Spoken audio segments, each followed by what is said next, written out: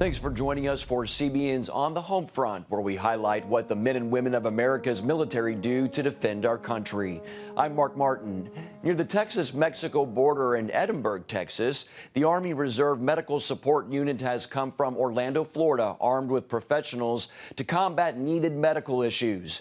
The dental, medical, and optical services provided are part of the Department of Defense's innovative readiness training. For 10 days, residents flocked to two public schools to receive needed healthcare services from the U.S. Army Reserve Medical Support Unit. People coming here who have never seen dentists, assistants, they haven't really seen any medical care whatsoever, and it's pretty impressive, especially small children, kids that probably, if it's the first time sitting in a dental chair, some of them are scared, nervous, but you know, when you create a nice, calm environment for them, they're able to sit down and actually feel good about it. They get their teeth clean, teach them a little bit of education, how to clean their teeth, and maybe pull a teeth or two, and it's just a different, life-changing for them. Army officials say the program wants to improve the quality of life for all who attend. A U.S. Marine and firefighter who was killed by a roadside bomb in Afghanistan is being honored by relatives and loved ones. A police escorted funeral procession carrying the remains of Staff Sergeant Christopher Submarine left Dover Air Force Base in Delaware, traveling through New Jersey and into New York City to a funeral home in the Bronx. Firefighters along the way paid their respects to Submarine, who was a 15-year veteran of the New York City Fire Department. He was a squared-away guy. He was the kind of guy, he was the dependable guy. You know, he was the guy that, a do-your-job type of guy. Chris is the guy you can count on. You never thought twice about it. And, he was the guy you wanted behind it. The 43-year-old and two other members of a Massachusetts-based Marine Reserve unit were killed on April 8th. Submarine is survived by a wife and 3 daughters. The Army has dedicated its newest line of autonomous trucks to fallen soldiers. The team of Army engineers and scientists is dedicating each of the first 16 test vehicles to one of 16 motor vehicle operator soldiers killed in Iraq and Afghanistan. The new trucks will carry special data plates on them describing the service and sacrifice of each of the soldiers. I have waited many years to be able to not only properly honor them and their families. And so I'm very humbled that I get to be a part of this opportunity to finally dedicate something in their name to where just let everybody know that we haven't forgotten their sacrifices. The vehicles still will move on to more testing, while 2 other sets of trucks will be delivered to transportation companies in Fort Sill, Oklahoma and Fort Polk, Louisiana in the near future. Our U.S. military not only protects our country, but is sent around the world to bring order to nations ravaged by civil war. And although they prepare mentally and physically for these deployments, their spiritual well-being can often be neglected. And that's why one ministry is reaching out to active duty soldiers and introducing them to Jesus. CBN's Talia Wise has that story. Active duty soldiers go through rigorous training to be able to fight on the front lines of combat. But despite that physical training, their spiritual well-being is oftentimes overlooked, and they suffer in silence from things like post-traumatic stress disorder, anxiety, and depression. So one nonprofit is helping soldiers by getting them involved in extreme sports in order to share the gospel and the message that true freedom and healing can be found in Christ. This is Soul Survivor Outdoor. And this high-flying crew is a part of what it looks like to reach active-duty military soldiers with the gospel. Because you get people up on the side of a rock or a mountain, and it challenges them in ways that they aren't getting challenged in an office environment when they're going, doing normal day-to-day routine. Rick Wolf is a retired Marine Corps lieutenant colonel and the founder of Soul Survivor Outdoor. He started the program after finding deployed combat soldiers returning home battling serious problems like PTSD, substance abuse, and suicide. Whether we're talking about the veteran population or the active duty population, we know that statistically that the suicide rates are not coming down, that depression, anxiety, these things are pretty significant in the society in general, and the military is a cut of the cloth. Wolf says that although there are programs to help veterans and active duty soldiers manage these issues, most don't deal with the root cause. And as Christians, we know that the real answer is Jesus Christ. So Wolf takes them off base and into the air or on top of a mountain to deal with real issues and lead them to Christ.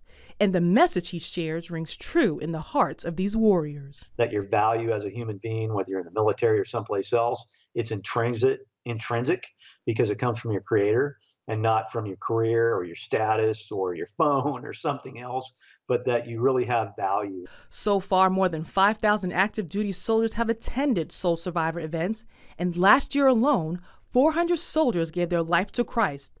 Wolf says the church is missing an opportunity to evangelize soldiers. You know, I went mentally and physically prepared to Afghanistan, but I don't believe I was spiritually prepared. And you have to have organizations like Soul Survivor who are going to take an intentional effort to be able to prepare these warriors, not just mentally, not just physically, but spiritually for the hardships of military life. Wolf says his organization has only begun to scratch the surface. And with 165,000 active duty soldiers deployed in more than 150 countries around the world, there's an opportunity to share the gospel globally. That's CBN Good News. I'm Talia Wise. Until next time, make time to spread a little bit of good news. Coming up, how CBN is stepping in to help a military family in need. Welcome back to On the Home Front. CBN honors the men and women in our military with an initiative called Helping the Home Front. It partners with churches across the country to meet the needs of their military families, from repairing homes to providing financial support to wiping out medical bills for wounded veterans. For one military couple living in the panhandle of Florida, Hurricane Michael swept through, nearly destroying the first home they bought together. That's when CBN's Helping the Home Front stepped in to help. 7 months after Hurricane Michael ripped through Florida's Gulf Coast, the cleanup and home repairs continue. Airmen Cedric and Christy are stationed in Panama City. Both serve in the U.S. Air Force. When they transferred here, they bought their first home.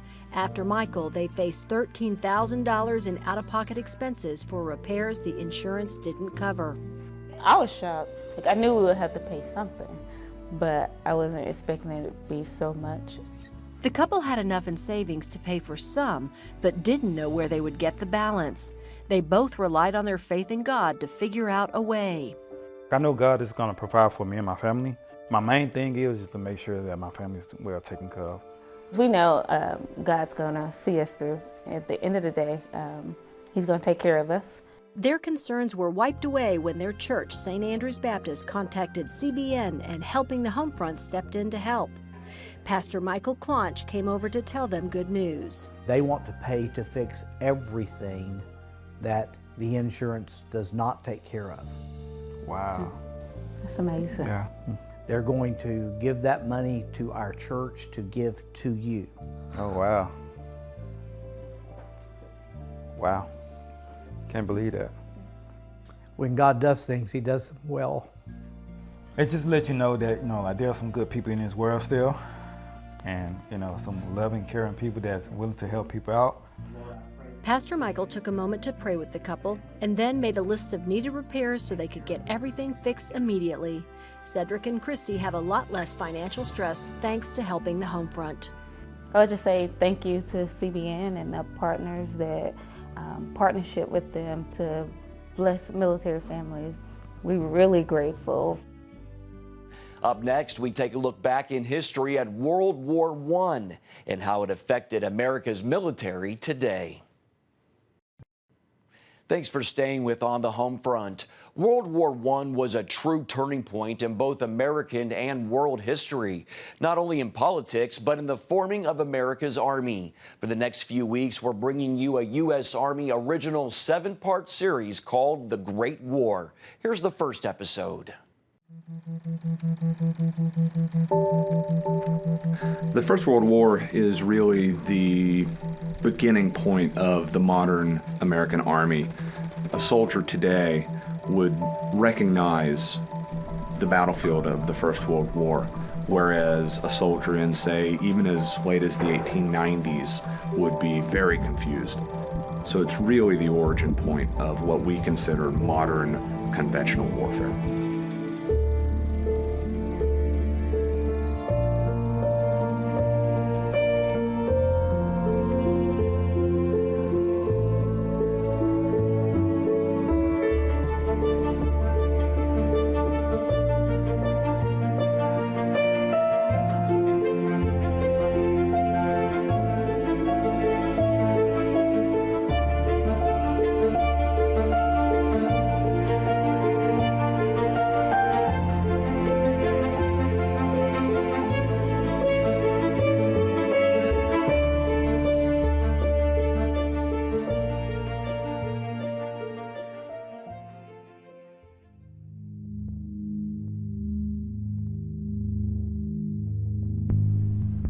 One of the reasons why the American public has such a difficulty understanding the war is because they don't really know why we joined. There is no great spark. There is no Pearl Harbor moment. What happens is the war breaks out in August of 1914. It's a conflict between the great European empires. It is an outgrowth of an international diplomatic system that is based upon competition that we want to stay out of. American relations with Europe were very different than they are today. We had a much closer connection with the French, stemming from both of our revolutions. The relations between the United States and the rest of the continent were fairly strained.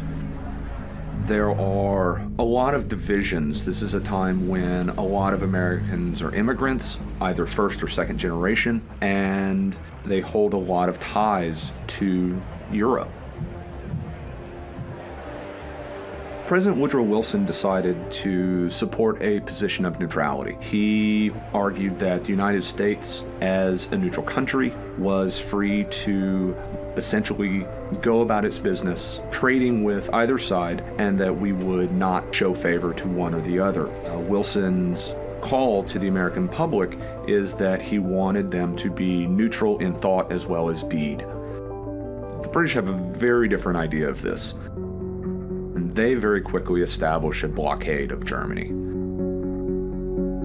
So there is actually a very natural evolution of American relations in terms of economics during the war, where we start supplying the Allies and have a much larger trade relationship with the Allies than we do with the Central Powers, by virtue of the blockade and also by virtue of the sophisticated economic system already operating within Britain. They start running out of money, they start loaning, giving huge loans to their allies. Over the course of the war, what we see is that the United States starts to fill that gap and starts to provide more and more credit to the Allies. And in fact, the United States, by the time we go into the war, has supplanted Great Britain as the international creditor. It's going to impact Wilson's thinking, is going to give him influence over what the Allies do.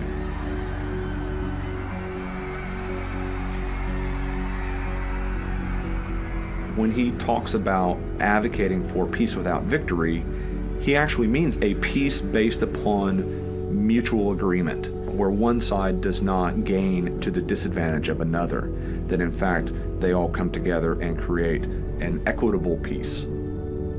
He changes due to what he perceives as the growing threat of Imperial Germany. Don't go anywhere. We'll be back right after the break. Welcome back to On the Home Front. Here's the second half of episode 1 of a U.S. Army original series, The Great War.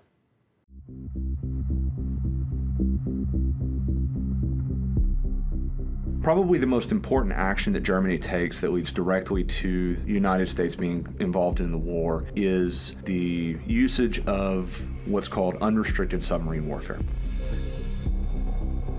It is a type of commerce raiding. If a combatant was going to target an enemy's commerce, typically what you would do is you would intercept a vessel on the high seas, you would stop it, you would indicate that you were going to sink it, and you would allow the crew to depart.